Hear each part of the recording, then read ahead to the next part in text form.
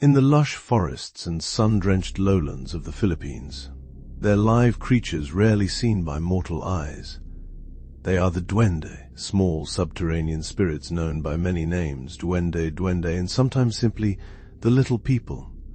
Dwende are not exactly fairies, nor are they typical gnomes. They are ancient guardians of nature, deeply connected to the land and its resources. These small beings are about a foot tall, with long white or grey beards and earthen skin that blends perfectly with the forest floor. They are often described wearing pointed hats made of woven leaves or bark, and their eyes hold the wisdom of centuries.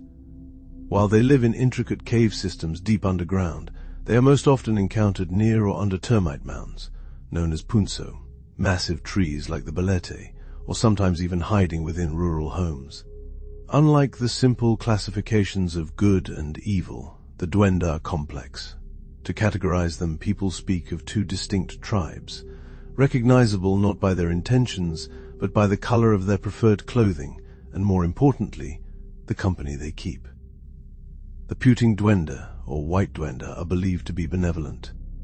Dressed in white robes, they bring good fortune to those who treat nature with respect. Farmers might find their crops unusually bountiful, or their homes strangely tidy after leaving small offerings of sweet rice or milk. The puting dwende guard treasures hidden in the earth, and may guide worthy individuals to them. They value peace and harmony. Conversely, the itim dwende, or black dwende, are often described as tricksters or protectors with a sharp edge. Clad in black or dark, earthy tones, they are quick to take offense. Itim dwende guard specific areas, like old trees or sacred streams, and they severely punish anyone who disrespects their domain. A person might suffer unexplained rashes, sudden fevers, or simply perpetual bad luck if they offend an itim dwende. However, they are not inherently evil. Their actions are usually reactionary. Respect their boundary, and they are peaceful. Disrespect it, and they are formidable. The most crucial rule concerning dwende is respect. In many rural Philippine communities, it is considered bad luck, even dangerous, to step over a punso without asking permission. A simple, polite phrase is traditionally used, tabi po, literally, please move aside, or excuse me, sir. This is the story of someone who learned that lesson the hard way.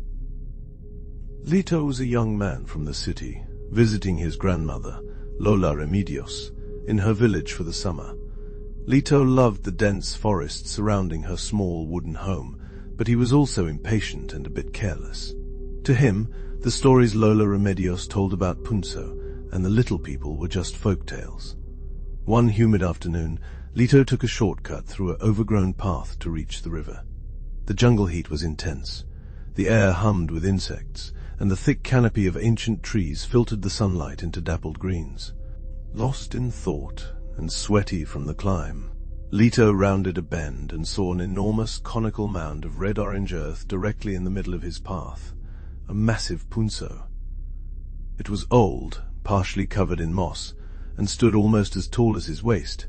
Annoyed by the obstruction and already running late, Lito didn't pause. Instead of uttering the polite tabi po as he had been taught, he let out a frustrated sigh, stepped onto the mound and pushed off it with his foot to clear the other side. A shower of loose red earth cascaded down the punso as he landed.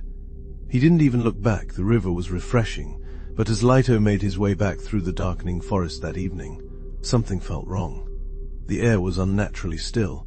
The silence felt heavy, a stark contrast to the usual evening chorus. He felt eyes on him, small, unseen eyes watching from the shadows between the massive balete trees. He quickened his pace, his grandmother's stories suddenly less like tales and more like warnings. He made it back to Lola Remedios's porch just as twilight turned to night. But the next morning, Lito woke up with a high fever. His entire right leg, the one he had used to push off the punso, was covered in an angry red rash that burned and pulsed. Lola Remedios took one look at Lito's leg and sighed. "You took the shortcut past the big punso, didn't you, Lito?" Lito, weak and embarrassed, nodded. "Did you say tabi po?" "No, Lola," Lito whispered. "I was impatient." Lola Remedios immediately went to her small kitchen garden and gathered young bananas, some honey and sticky rice. You offended the itim dwende of that punso, Lito.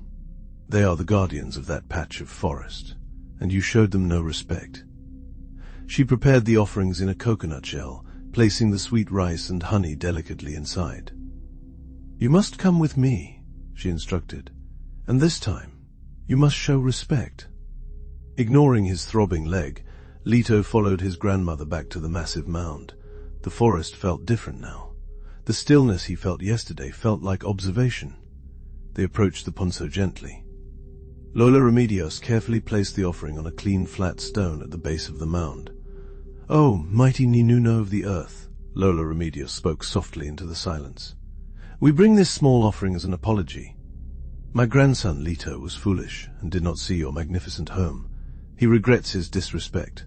We ask for your forgiveness and your healing touch." Lito, now deeply respectful, bowed low. "Please," he whispered, "I am truly sorry." The silence stretched for a moment. Then a low wind suddenly sighed through the tree canopy.